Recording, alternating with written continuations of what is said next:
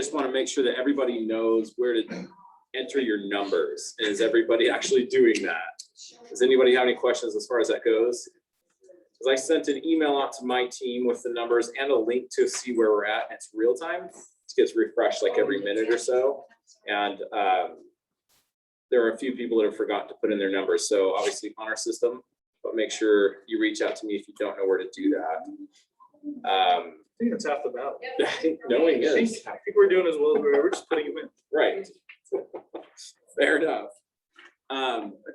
So kind of what we wanted to do with this too is just, I wanted to ask everybody here and on Zoom, like what, if you need help with anything as far as scripting to get leads, or if you know where to get, actually where to search for them.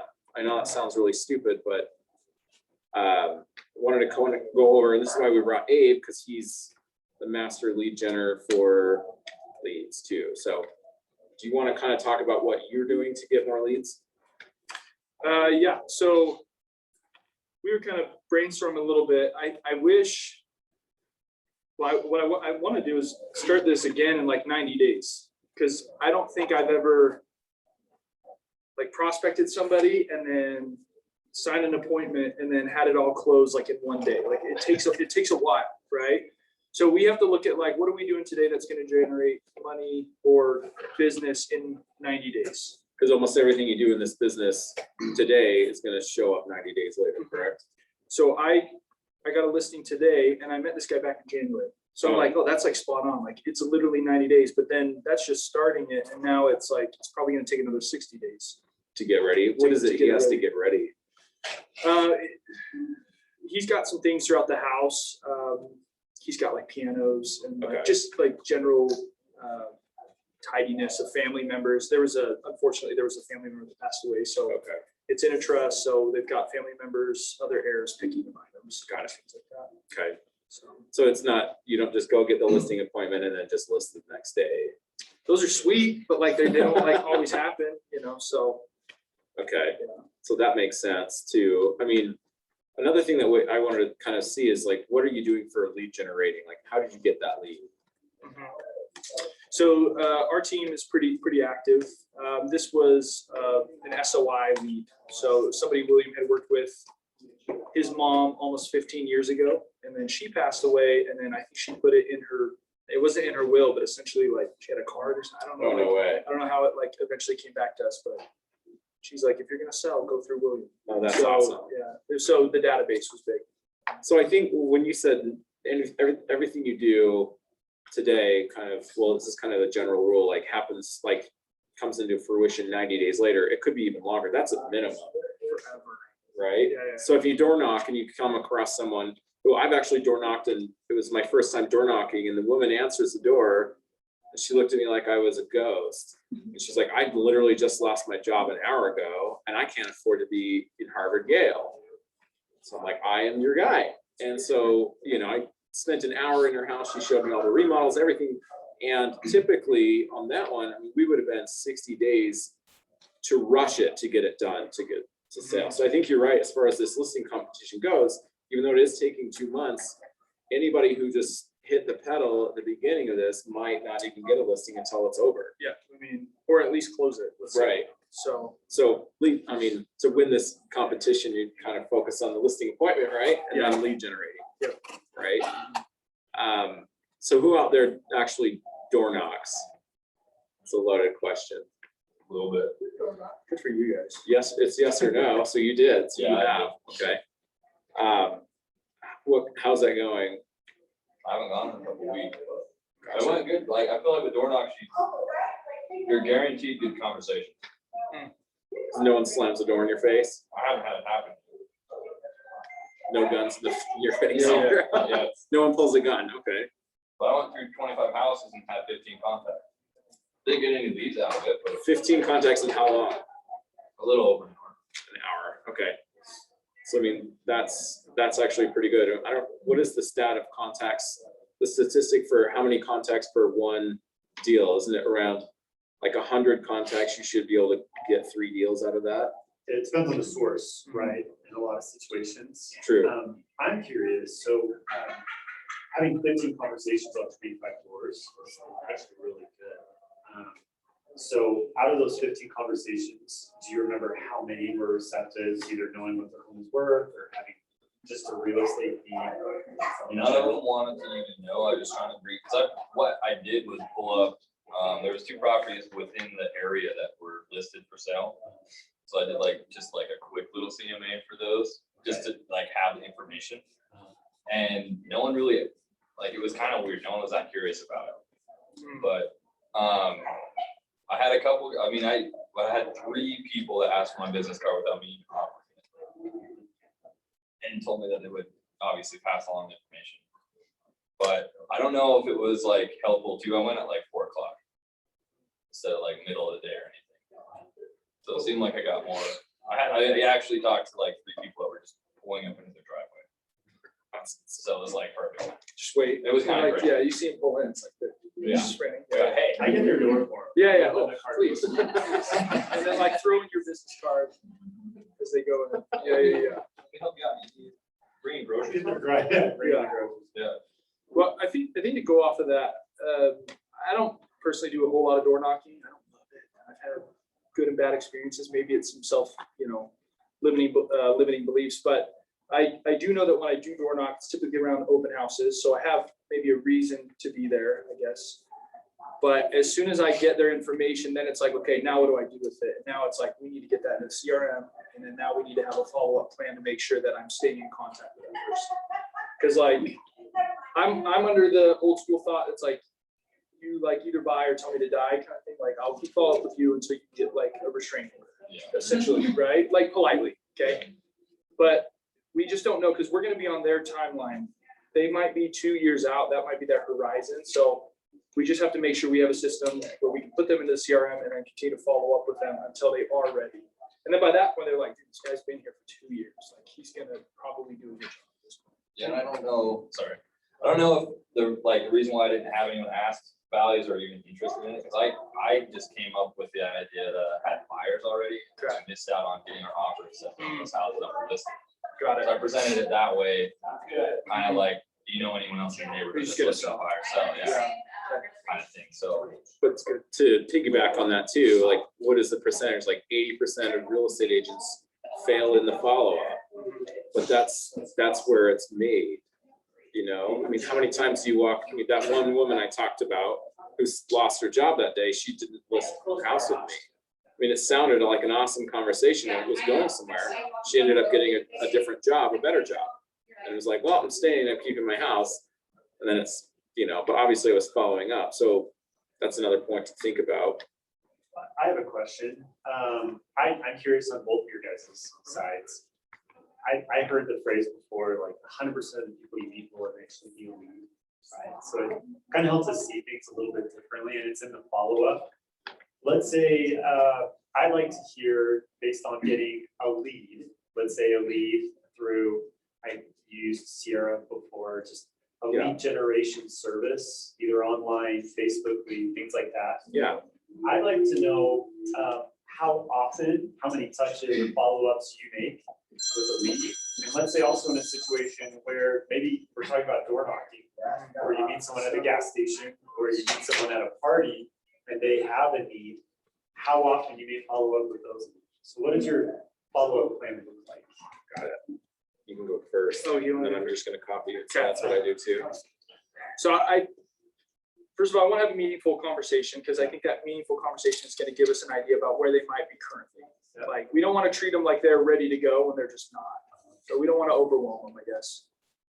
Once we've had that conversation, we want to put them, or I put them on, I either have them as an A, B, or a C lead. This is how I qualify. If they're an A lead, they're in my calendar and I have them. How do you, so for those that aren't aware, how do you qualify A lead as opposed to a B and C? How do you find them? A is somebody who's ready to go within the next 30 days. They're ready to go. If you were to look at my calendar and say how many A leads you have, you could literally count the appointments. So I'd say that. I follow up with B leads. They're between 30 and 90 days. And I'll follow up with them twice a month until they either become an A lead or something else changes. Okay. And then if they're a C lead, they're 90 days out and I follow up with them just once a month. Is that an email? Is it vary between email? phone I try to call, avoid text? emails if I can. I mean, you'll get ghosted. Like you'll send something and like crickets. It's like, are you still alive? Like, you know. But I try to at least have one meaningful conversation with them. If I can't get in touch with them and I have their email, maybe send them just something of value. Hey, this is what's going on in the market. Check out this social media post. Here's a networking event. Maybe the team's doing something of value because we now need to re-engage with them. And then anything out there, I still have like an archive lead. Like we use Boomtown. I'm not sure what you guys use, but if it's an archive lead, I'm trying to call them at least quarterly. Archive leads? Yeah. When do you put them in archive? Like you've actually had conversations with them? Yeah, like I guess it would depend on that first conversation, but if they're so Gotcha. far out where it's like they just moved in, I'm like, they're probably not gonna sell for the next 6 months. So far out, already completely lose contact. Yeah, but we still have different systems. There's drip campaigns, there's things like that. So we have touches. It's just, I don't want to spend too much time spinning my wheels with somebody who's really, I feel like, unless there's a crazy life change, they're probably not going to do it. Fair. When it comes to the A leads or within 30 days, how often do you make phone calls to them? How often? Phone calls are my preferred way. Like, it's the only way that I can reach like 10, 15 people without having to like do knock, right? Because I want to avoid that because I don't love it. I think it's one of the fastest ways. So I try to have personal phone calls. That's where I do most of my weekend. And when I'm leading with these questions. There you go. Sorry. So last question. I can tell it's been out there a while, so I'm resting her. Yeah. I'm so tired. With I was gonna say, when, let's say you meet someone, they went on your website, they want to get a home valuation, whatever, you make an initial contact. How quickly do you tend to set appointments with these individuals? This is leading, I'm hoping you don't Yeah. say like I said, an appointment a week out or anything like that. No, I try like immediately. Like Like that, yeah. I mean, so one of my pillars of income, one of my lead forms is like online leads.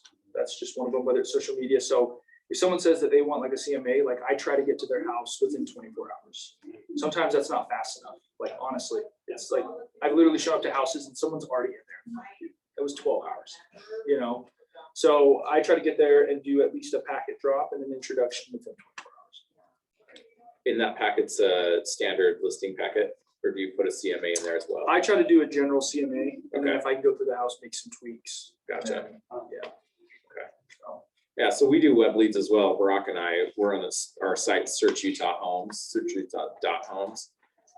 So when obviously we'll have lots of junk leads come in and we just try to set the appointment. And even if it's like, hey, we're 6 months out, we try to set the appointment and say, that's awesome. We're glad you're 6 months out. Let's sit down and talk. We can strategize and get you on a plan so that when you're ready, you'll have all the information you need. Mhm. Because, well, I don't know the statistic, but you're more likely to actually, it's like 80% or whatever, you're more likely to sell them a home if you're the first person to meet them. And in my experience, getting them here and even doing like acting like they're going to buy tomorrow, sitting down, if they're a buyer, sitting down with the buyer consultation and say like, this is what the market's doing now. I always go over what has sold in the last 30 days. I get their criteria. I show them, is this a house you would have bought? They're like, yeah, absolutely. Okay, so your budget's 400. They listed at 400. It sold at 430 cash in 7 seconds. And so rather than me telling them this is the market, I'm showing them, saying this is reality. And then this house, you just keep going. And then they're just like, okay. And in their minds, they all of a sudden now know how to write an offer. And they know that when I say, hey, they're not going to accept if we don't pay over appraised value, they'll see why. But trying to get them in the office is the most important thing, or at least go out to see a home if they are in the market and they're ready. So that's kind of our strategy too. And if it's, if they won't, obviously they say no, like, no, we don't want to see a home. No, we don't want to meet you. You have a horrible voice. You sound like a solicitor, which is usually what I get. Not really, but I can tell they do. I do sound like a solicitor on the phone. It's awful. But then it's like coming from contribution, just saying, okay, you're 6 months out. How would I send you home so you can watch the market? Would that be easier than you having to come to my site? And they're like, yeah, sure, whatever. You get their criteria, you try to build rapport, you get them on a hot sheet is what we call them. So they're just getting homes that they would be interested in They get sent to them. That way they keep seeing my face at the bottom of their email almost every day or every so often. And and I've had people tell me, like, this one woman, I've told Brock this story a million times. She sent me a text and it was a novel. And the beginning of it was no.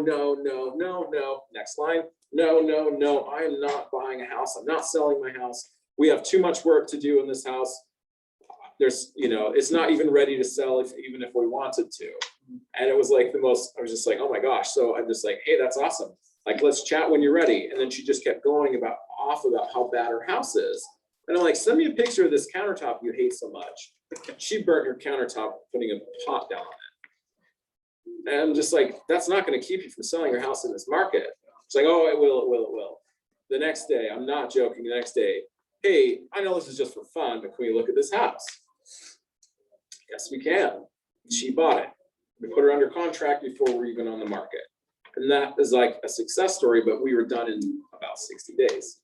That's how, that's how it works. And that's like, you know what I mean? The part of it is just trying to get their motivation to see why, right?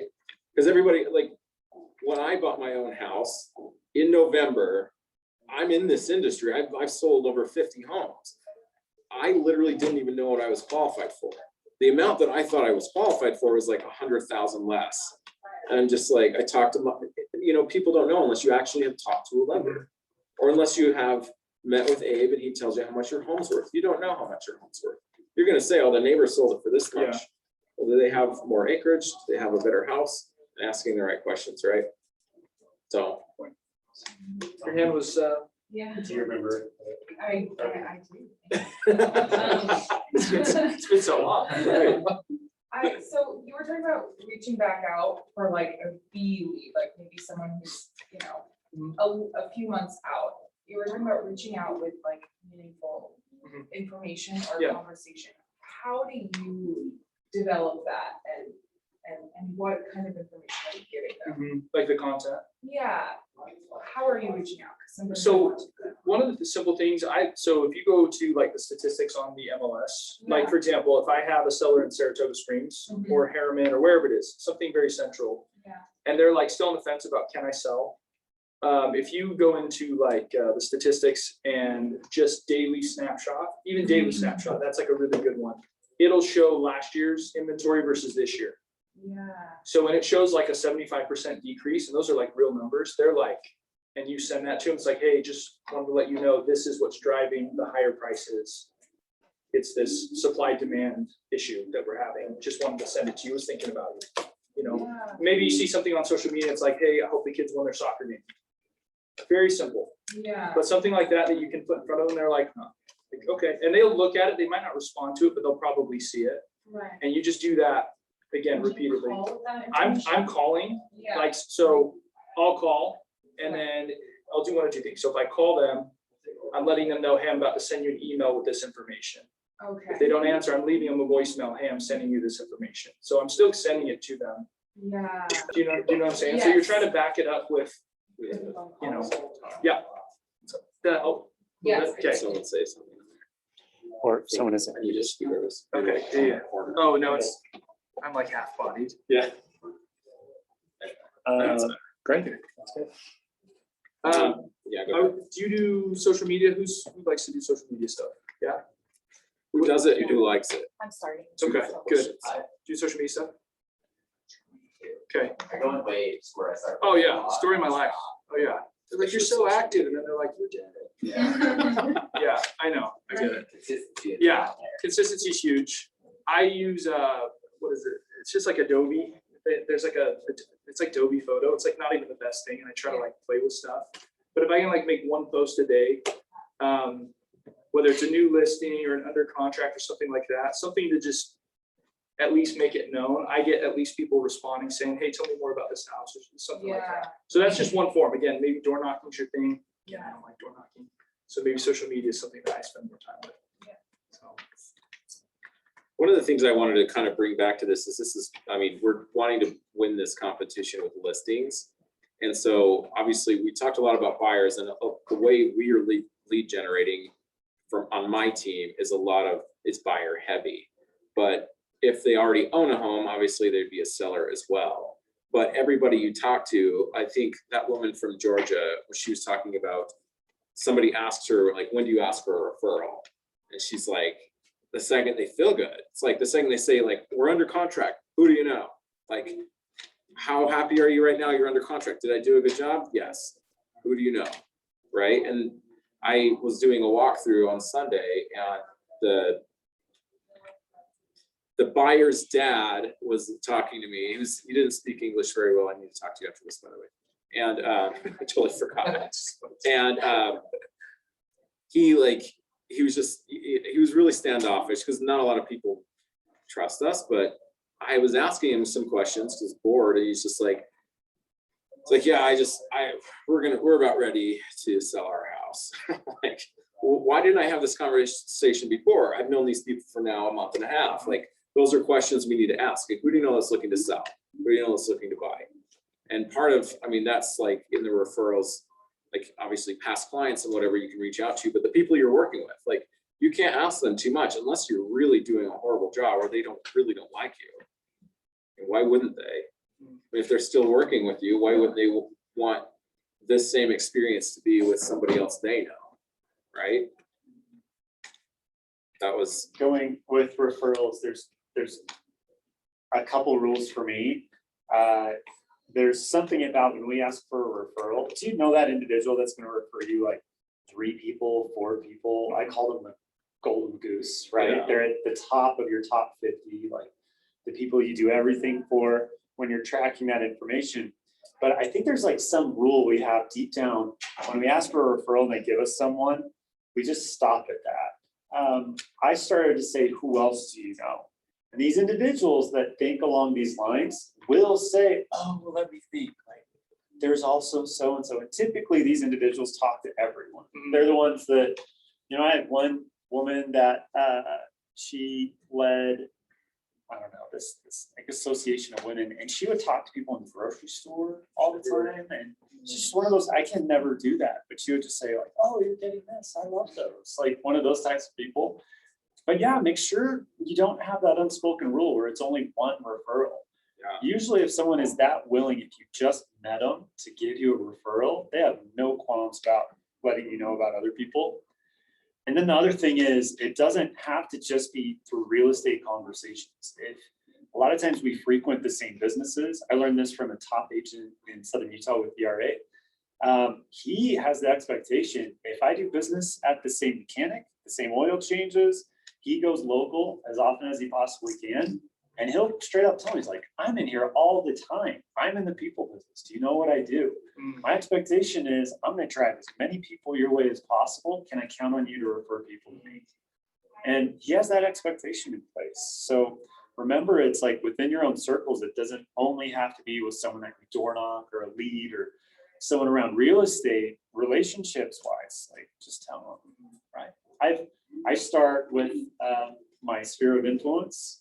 Like I'll make it kind of like funny but awkward, and I'll reach out to him and I'm like, did I say something to offend you? I don't know if I've shared this with you guys. Like, I just want to say sorry because I'm sure I did something. I'm always saying something wrong and they're just completely off. They're like, what are you talking about? I'm like, well, you know, I'm in real estate, right?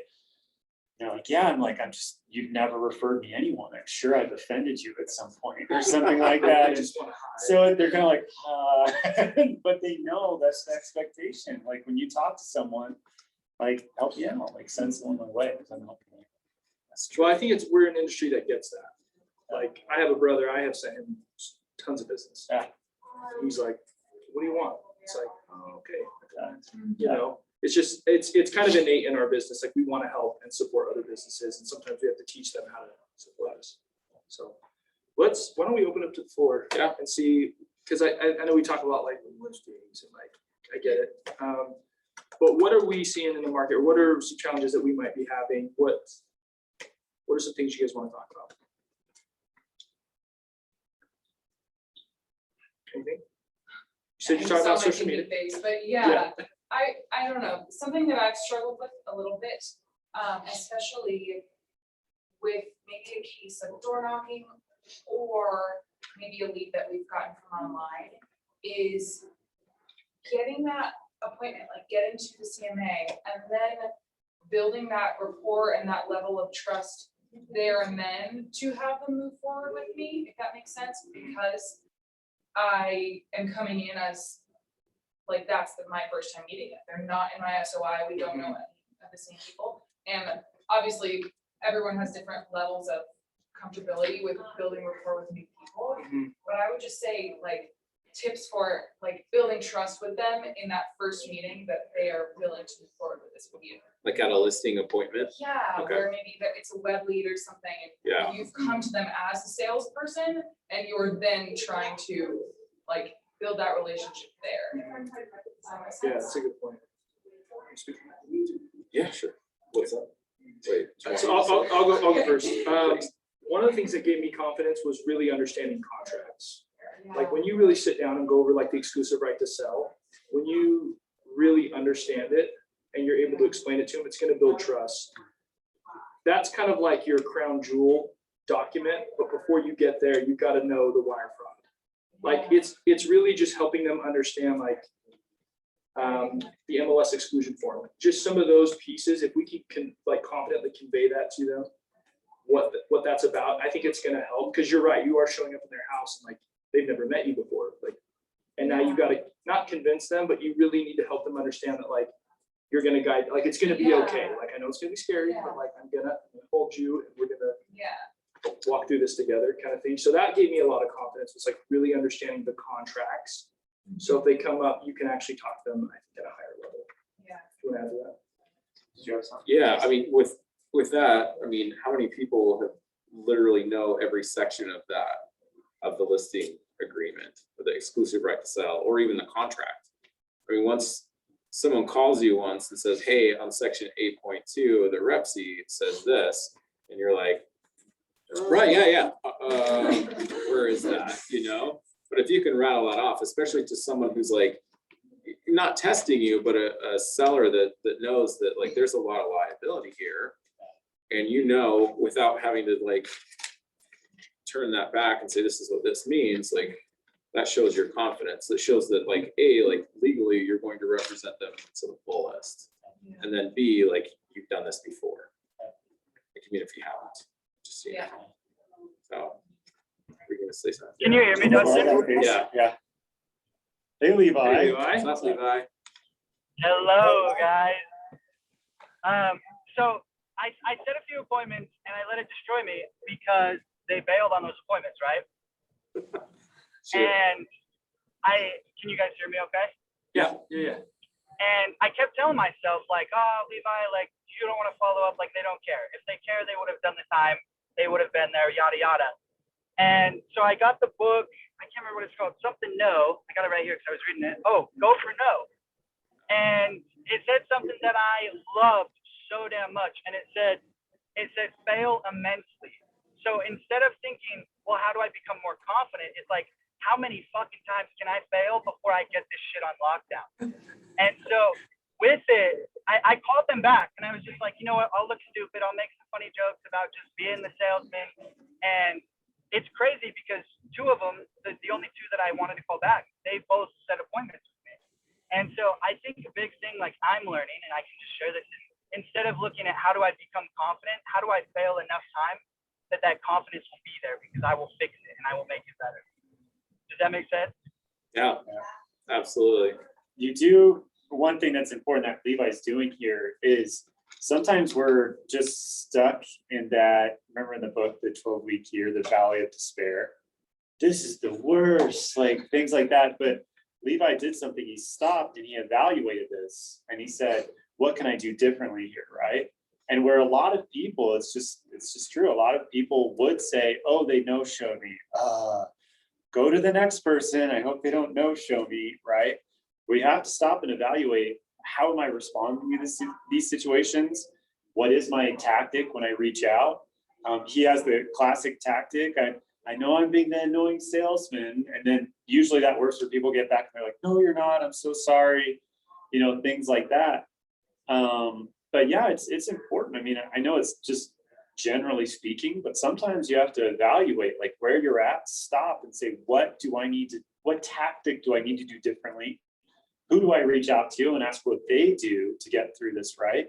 And then keep reevaluating and going at it. One Like, thing, just, Chris yeah, go ahead. mentioned something before. It's like almost giving them a little bit of a guilt trip. You Oh, know, yeah. like I know I'm an annoying salesman. It's like you're calling it out. Like you're saying, like, you know, I know you're in a subtle way saying, I know you think I'm an annoying salesman, but you call yourself that. Like, hey, I know I'm super annoying. I know I'm bothering you here. And it's like, what's everyone gonna be like? No, you're not. But even if you are bothering them, they're gonna say, no, you're fine. You're fine. They don't want to insult you. And if they do, that's probably not your client. And just identify this, you don't want to lean on this all the time, right? Because you're going to create that mindset in their eyes that you are the annoying salesperson. The only time I ever use that tactic is if I've not gotten like communication from them, they're not getting back to me and I continue to reach out. So I'll say things like, is everything okay? I just hope you're okay. I haven't heard from you. Like that, or sort of like, I know I'm bombarding you with all this stuff. Would you like me to stop reaching out? I want to make sure I'm not annoying you with this stuff. And that's where people reach out, but you don't want that to be your crutch and your go-to every time. You're going to create that idea in their mind. So you have to be careful with that. Just really quick, Don, turn my chair. So really quick, Dominique. So if I do a good job, will you pat me on the head or something? Okay, since I'm lower. So he's talking about the contracts. This is what I go to almost all the time. You have to walk them through what the process looks like. So it's not only this is what the contract means where they have confidence in you, but I'll ask them, can I explain to you what next steps are if we do decide to move forward? So I'm making it really like soft and easy and like, if we decide to move forward, can I explain to you what next steps look like? And I swear they're wondering what that looks like. Like 99% of the time they say yes, okay?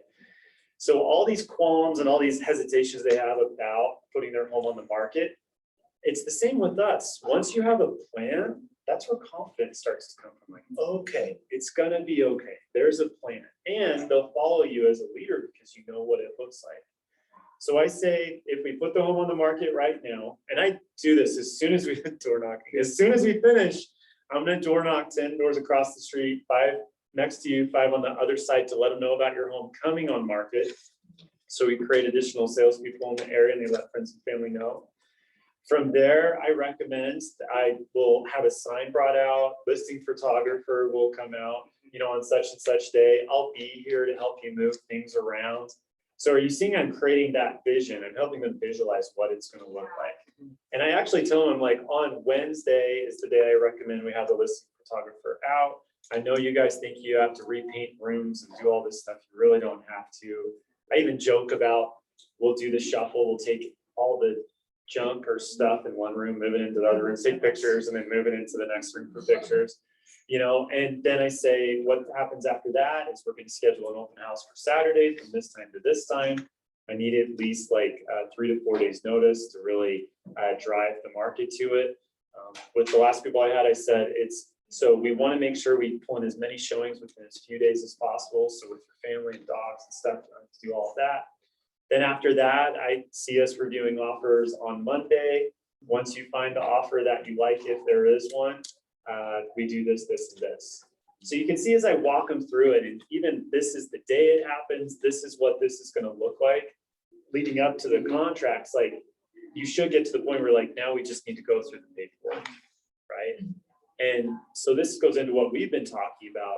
Take out the language of I and you, because when it's I and you're as a salesperson trying to get them to agree to you, you need to have the language of let's and we, right? So you need to say like, first we do this, then we do this for this reason, then let's do this. What do you think about this? Great, let's do this, right? But you have to start that language around this is exactly what the process looks like. And then it's amazing. Sometimes they're like, oh, okay, yeah, let's list. It'll happen. Well, and sometimes when you work through those details, but yeah, they are. There's no objection anymore. Like they're just, what is moving forward look like for you? You know, what are our next steps? And they're like, okay, I think we're ready. Yeah.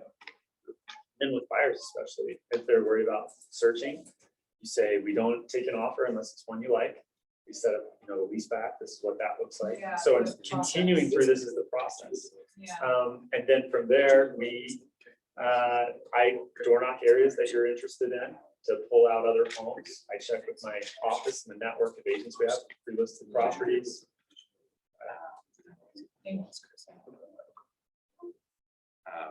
I have to go to closing, so I'm gonna leave. Oh, okay. So, That's it. thank you. So Dustin, I forgot to say that, you graciously It's said, okay. I will be here even though I have a closing at 2. 2 o'clock. What time is it now? 1:40. You better. I know, I'll be late, but that's okay. Okay. They hate me anyway. Thanks, Dustin. See ya. Thanks for keeping the chair warm. How long has everybody been an agent for? Just like under a year? Everybody? A year, over, under 2 years? I'm not. What about you? I'll just start. Just started?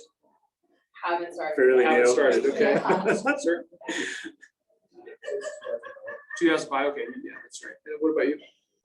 Just started, okay. Just wanted to get an idea. I would say for me, one of the biggest things has been identifying where I want my business to come from. I think for newer agents, you have, like, you don't have the bad habits of that. You know, you're not really cornered into anything, but for me, I spend a lot of time on my database. Like, that is a huge thing. The team has a database, but I have a personal database, whether it be through the Army or through family members or friends, past workers, whatever it is. I really spend a lot of time trying to create that for tomorrow's dollar. So that's where I kind of spend a lot of my time instead of door knocking. There's so many ways to do it. I mean, You keep saying I instead say of that door all the time. I knocking. don't want a door knock. Like, I've been attacked by no less than 3 dogs, and I think there's something there that I'm like, I think there's a barrier. Today, like, the trees were blossoming, right? Literally, a nice cool breeze, The dogs were sunny. hiding for waiting like, for you to nope. come. Yeah, Yeah, right. with the dog. Yeah, I want to go with it just to see him get bit by a Just to dog. see a dog like emerge Just from like, that. whoa, come out, come out. We have to door knock with them in an area we know there's a Yeah. dog. It's just- I'll door knock my house, 'cause there's not a dog.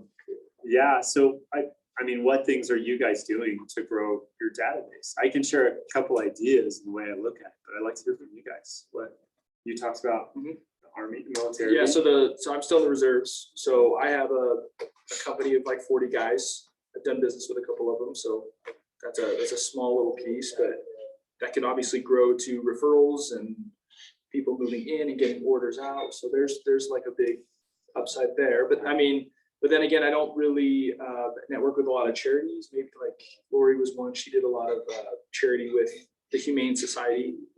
There's so many different ways to get business. So it's really crafting what you like to do and then building your network around that.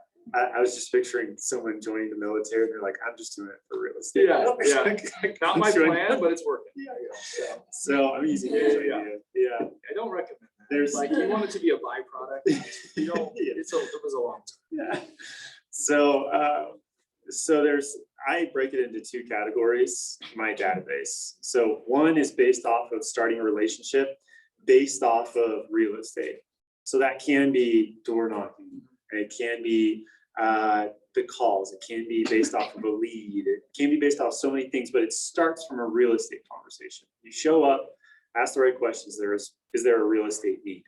The other side to it is you talk about the charities, you talk about the Army, is relationships not based initially off of real estate. Those are all the people in your phone, all the people you know from school, from church, yeah, I keep going back to the military, but whatever, I can't think of anything else right now. It can go back to charitable organizations. I did that a lot before. I identified a cause that people could get behind. I brought exposure to that cause, and I used that to not only help the cause or the nonprofit or the charitable organization, but also where people wanted to do business with me because I supported something they cared a lot about. So I did stuff with schools. I did stuff like in all of those areas. But Dave said something really interesting. He said, identify the groups you want to work with. And we've walked through that, like in a marketing plan. Identify who is it that I'm excited to work with, right? For me, part of luxury was I never wanted to talk about discounting my commission. That was a big reason for me. So I identified the group and I said, where do I show up to meet those groups where they are? And a lot of that was nonprofits and charity organizations, right? That's good. So you really have to put pen to paper, say, who would I want to work with? And it's like a magical thing. The more you identify that group, You then think, where do I find this group and what is the need they have? And then based on that, you're like, it's either going to be this geographical area. I need to be the go-to person in the area through social media campaigns, area events, whatever it is. And then yeah, it builds out from there. And people will respond when people don't hear the generalized jargon that they hear out there.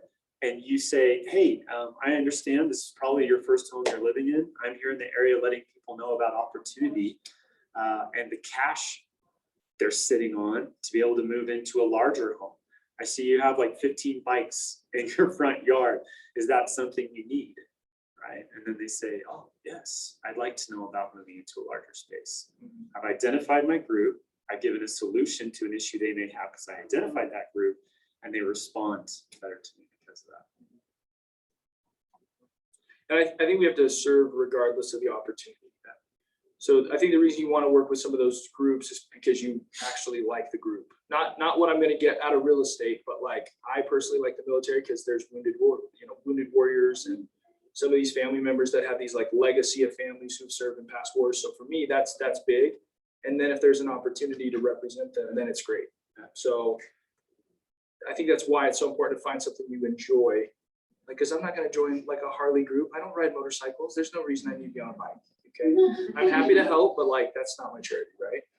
Love to, but I don't ride a bike. So it's finding something that you really are passionate about first.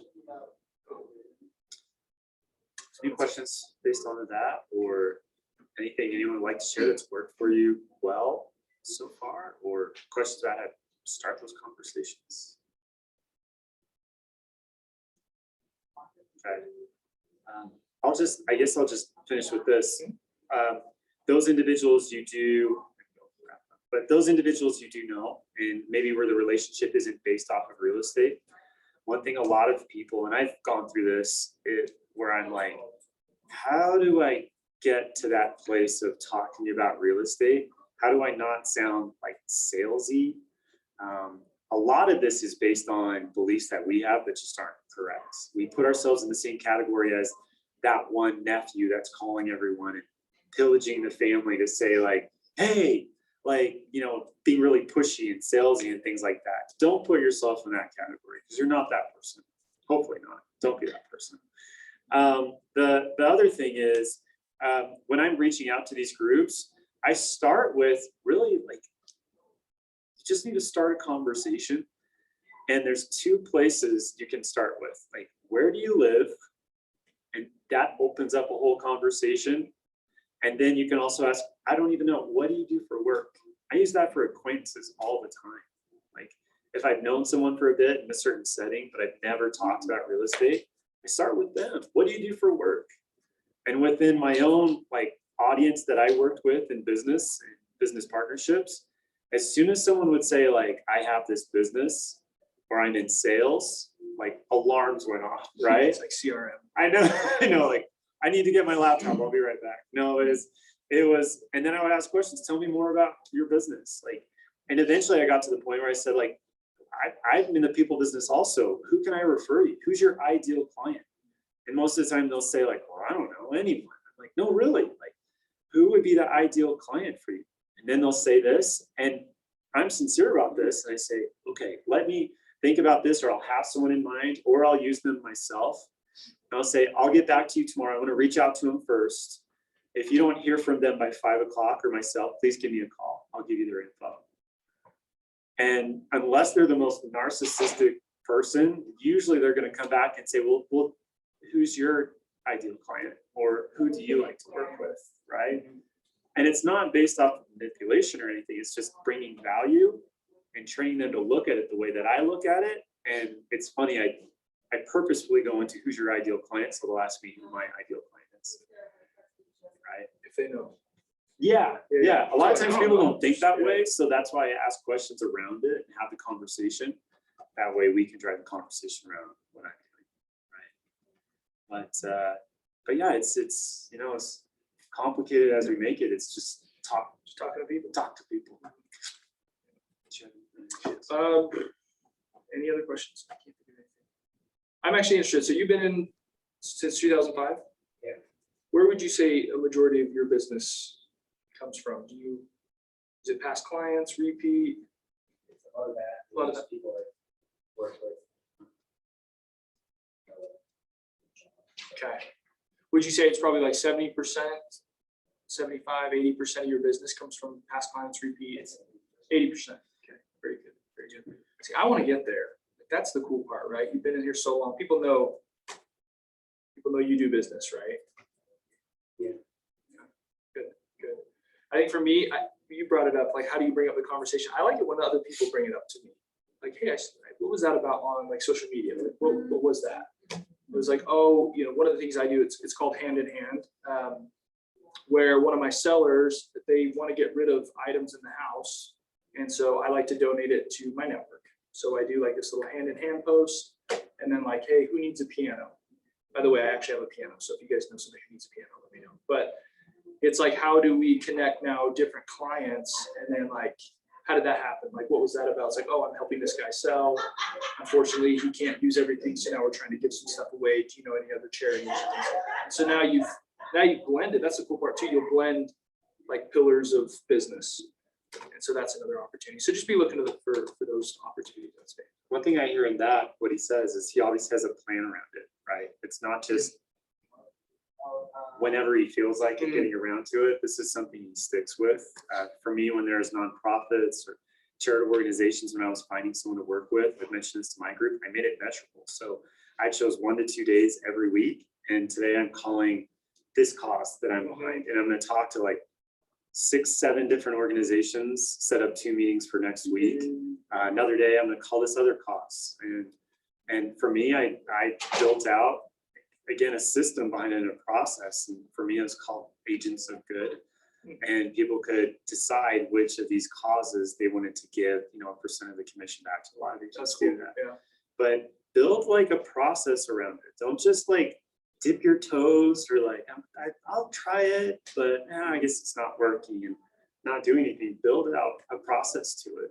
A lot of times, most of the time, it is delayed before you start to see a lot of returns. But once you do, like Billy, I mean, it's so much nicer when someone's just like, hey, I'm ready to buy. It's so much easier. Well, it of a just feels like, process. oh, this was the best idea ever. And like, it's some of the long business things that you'll do it like 10 times and you will get no results from it. It's like, this was the worst idea. And then like, it just takes a while. Sales cash. Yeah. So I started, I was getting, I've heard of Market Leader. It's another like online lead generation forum. And I got like way too many leads and literally converted none of them. Like, I'm embarrassed to say, right? So I'm like, oh, that was a terrible idea. Turned it off, right? And now these people are like, we're ready. And I was like, oh no, turn it back on. And now, so it was like 6 months of leads.